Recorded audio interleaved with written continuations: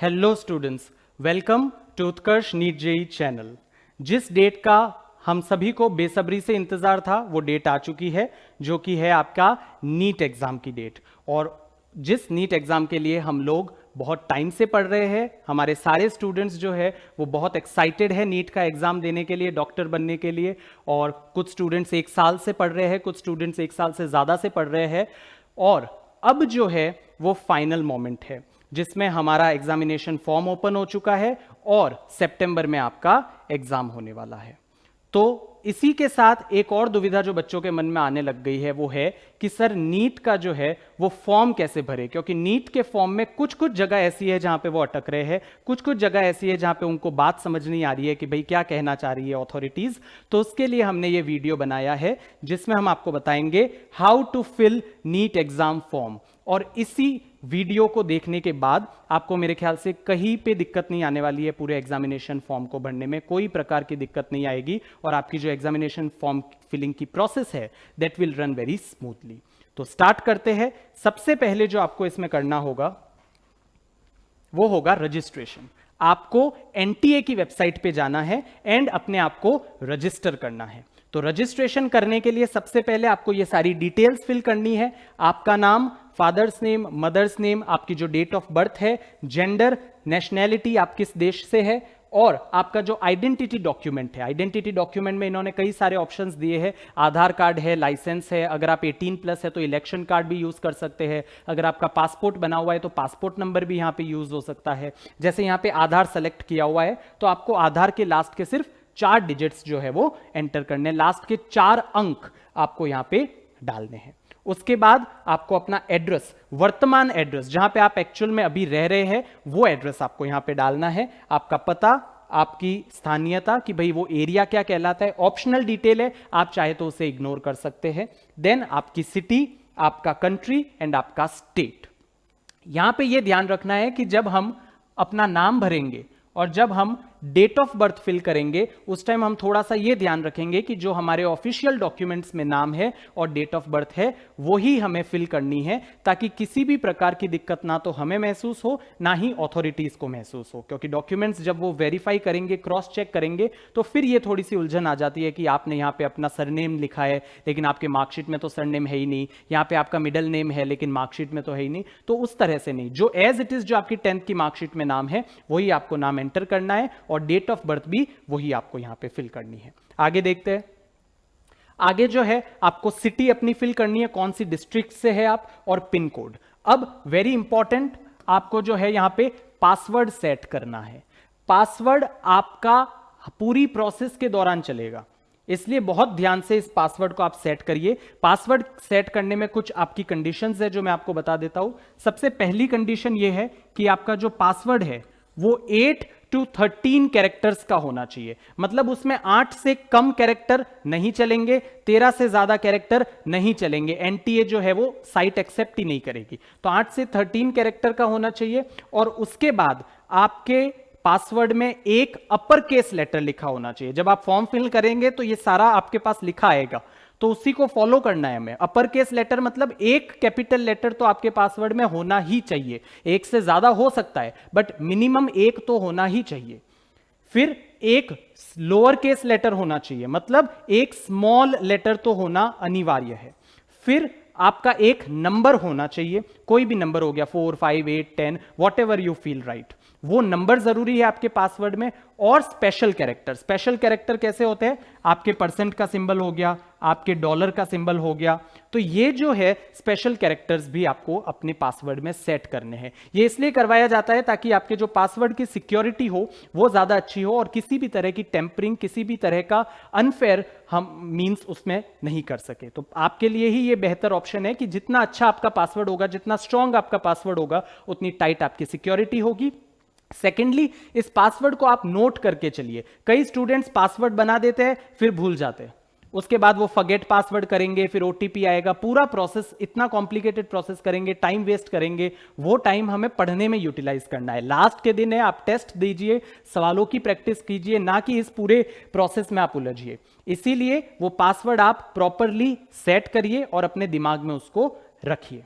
अगली, सुरक्षा प्रश्न। सिक्योरिटी क्वेश्चन का भी ऑप्शन दिया हुआ है।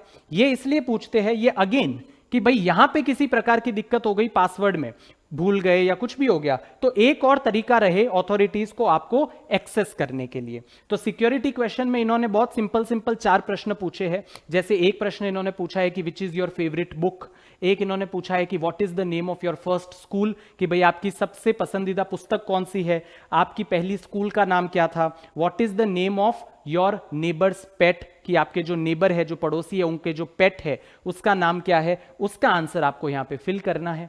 और ये जो आंसर आप फिल करेंगे यहां पे, यही आंसर अगर सपोज आपको वापस जरूरत हुई अपने अकाउंट की, भाई पासवर्ड में दिक्कत आ गई और वापस हमें अकाउंट एक्सेस करना है, तो वो सिक्योरिटी क्वेश्चन पूछेंगे, आपको वही सिक्योरिटी क्वेश्चन चुनना है जो आपने अभी चुना था और उसका वही आंसर देना है जो अभी दिया था, तब आपका अकाउंट इजीली एक्सेस हो पाएगा। Is that clear? आगे बढ़ते हैं। यहां पे आपको एक सिक्योरिटी पिन डालना है। सिक्योरिटी पिन में ध्यान रखिएगा केस सेंसिटिव है, मतलब अगर यहां पर आप देखेंगे कि सी और वी कैपिटल दिया हुआ है, बड़े अक्षरों में दिया हुआ है, तो यहां पे भी सी और वी बड़े अक्षरों में ही देना है। अगर आपने स्मॉल लेटर में डाला तो आपका जो है बार बार इनकरेक्ट सिक्योरिटी पिन आता रहेगा और बहुत फ्रस्ट्रेटिंग प्रोसेस हो जाती है। सो इट इज बेटर कि हम एक बार केयरफुली एंटर करके आगे मूव ऑन हो जाए। उसके बाद आपका रजिस्ट्रेशन कंप्लीट हो जाएगा। रजिस्ट्रेशन कंप्लीट होते ही एक आपके पास ऑप्शन आएगा कि भाई मुझे ये जो मैंने डिटेल्स भरी है इसमें किसी प्रकार की एडिटिंग करनी है क्या, कोई गलत इंफॉर्मेशन मैंने डाल दी हो उसको चेंज करना हो। अगर आपको एडिट करना है तो फिर आप एडिट करिए, और एडिट नहीं करना है तो डायरेक्ट फाइनल सबमिट कर दीजिए। फाइनल सबमिट कर दिया आपने, अब जो है हमारा मेन प्रोसेस स्टार्ट होगा, जो कि होगा आपका एप्लीकेशन फॉर्म फिलिंग का।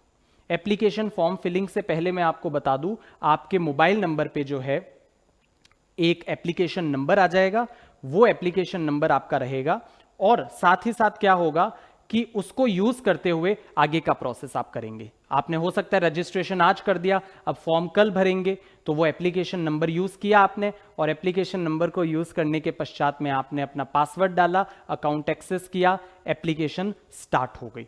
एप्लीकेशन में सबसे पहले अगेन आपको अपना नाम डालना है, date of birth, gender, father's name, mother's name, nationality, उसके बाद वो स्टेट जहां से आपने 12th क्लास पास करी है, स्टेट बोर्ड नहीं, जिस स्टेट में रहकर 12th क्लास पास करी है वो फिल करना है।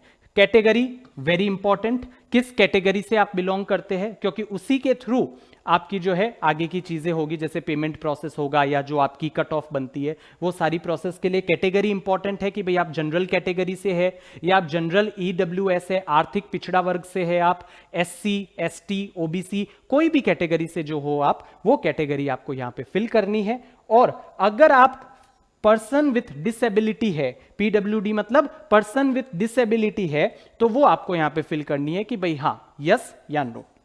आप डायबिटिक है, आपको डायबिटीज की बीमारी है, तो यस या नो फिल करना है, जो भी डिटेल्स है। Although I hope that nobody is diabetic.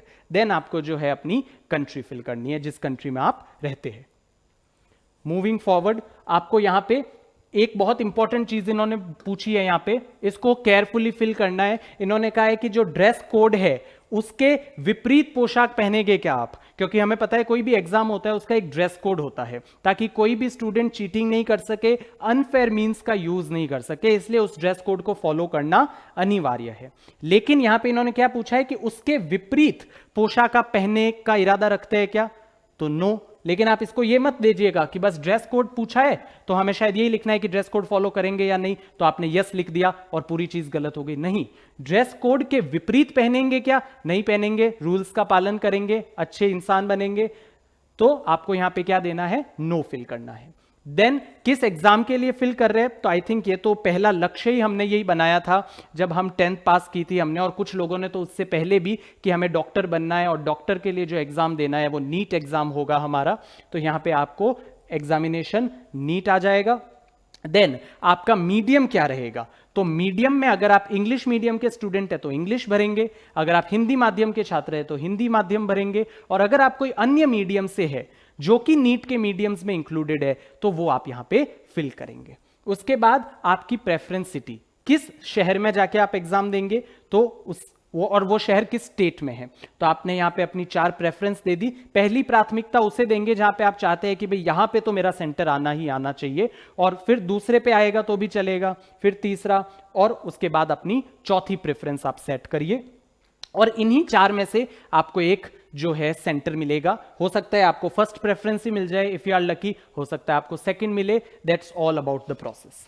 उसके बाद आपको जो है अपनी शैक्षणिक योग्यता फिल करनी है। शैक्षणिक योग्यता में आपकी 12th क्लास की डिटेल्स आप फिल करेंगे, और अगर किसी ने 12th से हायर एजुकेशन कर रखा है, ग्रेजुएशन कंप्लीट है, बीएससी वगैरह, तो वो उसके अनुरूप अपनी फॉर्म को फिल करेंगे। आपको यहाँ पे पास स्टेटस डालना है कि भाई 12th पास कर ली है तो पास आ जाएगा, और अपीयर कर रहे हैं तो अपीयरिंग आ जाएगा। अभी रिजल्ट नहीं आया है, अभी एग्जाम नहीं दिया है, तो उसके हिसाब से आपको यहाँ पे डिटेल भरनी है। कौन से ईयर में आपने पास कर ली थी, 2015, 2017, 2019, और अगर आपने अभी पास नहीं करी है तो उसके हिसाब से 2021, what ever the year is, वो आप यहां पे फिल करेंगे। और उसके बाद code is again very important. Code में बहुत कंफ्यूजन होगा, क्योंकि यहां पे 7 कोड्स दिए हुए हैं डिपेंडिंग ऑन कि आप कैसे स्टूडेंट्स हैं। आप 12th अपीयरिंग स्टूडेंट है, आप 12th पास्ट स्टूडेंट है, आप ने ग्रेजुएशन कर लिया है, उसके हिसाब से यहां पे कोड्स डिसाइडेड है। बट ज्यादा कंफ्यूजन नहीं होना चाहिए, क्योंकि 2 कोड्स ही यहां पे महत्वपूर्ण है।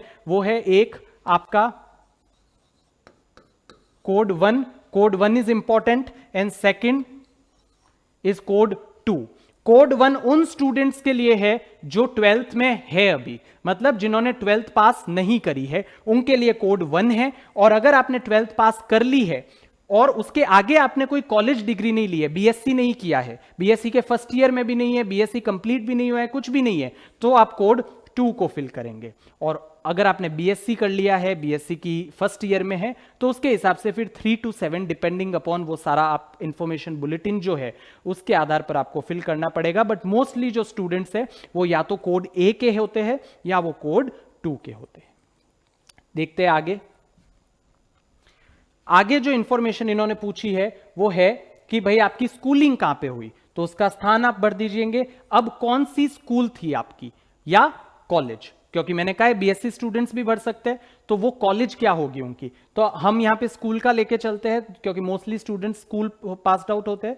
तो यहां पे आपकी कैसी स्कूल थी, नाम नहीं भरना है, कैसी, मतलब आपकी प्राइवेट स्कूल थी, आपकी गवर्नमेंट एडेड स्कूल थी, या फिर जो है आप जवाहर नवोदय विद्यालय के छात्र होते हैं वो भरना है, या फिर आप केंद्रीय विद्यालय के स्टूडेंट हैं, तो वो डिटेल आपको यहां पे फिल करनी है। और स्टेट कौन सा था, अगेन राजस्थान, मध्य प्रदेश, जिस भी स्टेट से आप बिलोंग करते हो वो डिटेल यहां पे डालनी है। फिर सिटी आप डालेंगे, फिर बोर्ड, सीबीएसई बोर्ड है, आरबीएसई बोर्ड है, कोई और तरह का बोर्ड है, आईसीएसई बोर्ड है, तो वो डिटेल्स आपको यहां पे डालनी है। परिणाम मोड में 2 चीजें होती है। परिणाम मोड में एक होता है आपका परसेंटेजेस और एक होता है आपका सीजीपीए। कुछ जगह सीजीपीए में भी मार्क्स दिए जाते हैं और कुछ जगह परसेंटेजेस में भी मार्क्स आपके जो है वो दिए जाते हैं, तो उसके आधार पर आपको फिल करना है। अगर आपने परसेंटेजेस भरा है तो उसके हिसाब से डिटेल सेट हो जाएगी, और सीजीपीए भरा है तो उसके हिसाब से डिटेल सेट हो जाएगी, उसमें हमको टेंशन नहीं लेनी है। फिर आपके टोटल मार्क्स कितने थे, फॉर एग्जाम्पल 12th क्लास में सामान्यतः 5 सब्जेक्ट्स होते हैं, तो हमने 5 सब्जेक्ट्स 500 मार्क्स जो हमें देखने को मिलते हैं। सीबीएसई में 5 सब्जेक्ट होते हैं आपके, physics, chemistry, biology, English, and एक आपका ऑप्शनल सब्जेक्ट होता है। फिर आपके ऑब्टेन्ड मार्क्स कितने थे, सपोज आपके ऑब्टेन्ड मार्क्स थे 400, 400 मार्क्स आपको मिले, और परसेंट कितने हो गए, ऑटोमेटिक सेट हो जाएगा, आपको फिल ही नहीं करना है। जैसे ही 500 में से टोटल मार्क्स भरे, ऑब्टेन मार्क्स भरे, अपने आप कैलकुलेशन आ जाएगी कि भाई मेरे 80% थे। नेक्स्ट आपका रोल नंबर 12th क्लास का, तभी तो पता पड़ेगा कि भाई आपने एक्चुअल 12th क्लास पास करी है इन्हीं नंबरों के साथ, तो 12th का रोल नंबर डालना है, स्कूल कॉलेज का नाम और स्कूल कॉलेज का पिन कोड। देन आपका सिक्योरिटी पिन, कि भाई अगेन वही प्रोसेस, मैंने आपको कहा केस सेंसिटिव है, ध्यान रखिए फ्रस्ट्रेशन प्रोसेस में नहीं हो, इसलिए प्रॉपर्ली फिल करिए। आगे बढ़ते हैं। अब जो है इस तरह का आपको देखिए आ जाएगा कि मेरा नाम सही है, father's name, mother's name, date of birth, gender, category, question paper medium, examination cities, educational details, ये सब चीजें मैंने प्रॉपर्ली चेक कर ली है और चेक करने के बाद ही आप यहां पे टिक लगाइए। अगर आपको लगता है कि कुछ गड़बड़ रह गई है, थोड़ा सा भी डाउट है, तो वापस चेक कर लीजिए। गलत भरने का कोई आपके एक्स्ट्रा मार्क्स नहीं मिलेगा। सो प्रॉपर फिल करिए, सही रूप से फिल करिए ताकि आगे दिक्कत ना आए। उसके बाद आप, ये इंफॉर्मेशन है, इसमें आप आई अग्री पर टिक करेंगे और उसके बाद आप फाइनल सबमिट कर देंगे अगर कोई तरह का एडिटिंग नहीं करना है तो। लेकिन अगर आपको एडिटिंग करनी है तो आप एडिट एप्लीकेशन करिए, एडिट करिए फिर जो चीज आपको एडिट करनी है, और फिर वापस आइए और फिर फाइनल सबमिट करिए। यहां पे आपका एप्लीकेशन फॉर्म का पहला चरण जो है वो कंप्लीट हो जाएगा, जो आपका एप्लीकेशन डिटेल्स फिल करने का था। रजिस्ट्रेशन हमने कर ही लिया, तो ओवरऑल जो प्रोसेस थे उसके 2 चरण कंप्लीट हो गए। रजिस्टर हो गया, एप्लीकेशन हो गया। अब डॉक्यूमेंट्स फिल करने हैं, तो डॉक्यूमेंट्स इज वेरी इंपॉर्टेंट, सबसे ज्यादा दिक्कत, क्योंकि ये मेन चीज है। डॉक्यूमेंट्स हमें कैसे अपलोड करने हैं, किस फॉर्मेट में अपलोड करने हैं, किस साइज में अपलोड करने हैं, और बहुत टेक्निकल बातें हैं इसमें, तो इसको आराम से समझिए। देखते हैं क्या करना है। You have completed step 2 of online application form, लिखा आ गया। इमेजेस अपलोड करी। 4 चीजें स्टूडेंट्स आपको अपलोड करनी है। पहली, पासपोर्ट साइज फोटो, आपकी पासपोर्ट आकार की एक फोटो चाहिएगी। लेफ्ट हैंड इंप्रेशन, आपका जो लेफ्ट हैंड थंब इंप्रेशन है, मतलब बाएं हाथ के अंगूठे की छवि, आपको ध्यान रखना है कि राइट हैंड यूज नहीं करना है। देन आपके signature and post card size photo. Post card size photo में स्टूडेंट्स कंफ्यूज होते हैं कि सर पासपोर्ट और पोस्ट कार्ड में क्या अंतर है। तो पासपोर्ट साइज फोटो आपकी स्मॉल, बिल्कुल छोटी सी फोटो होती है, और जो पोस्ट कार्ड साइज फोटो होती है वो बड़ी फोटो होती है। 4x6 के डायमेंशंस उसके होते हैं। बड़ी फोटो को पोस्ट कार्ड साइज फोटो कह सकते हैं। आपको नहीं समझ में आए तो आप जब फोटोग्राफर के पास जाए तो आप उसको कहे कि मुझे मेरी फोटो की पासपोर्ट साइज फोटो भी दीजिए और पोस्ट कार्ड साइज फोटो भी दीजिए। और सॉफ्ट कॉपी भी चाहिएगी आपको, क्योंकि अपलोड तो सॉफ्ट कॉपी करनी है, इमेज अपलोड करनी है। ठीक है, अब आपको यहां पे फाइल चूज करनी पड़ेगी।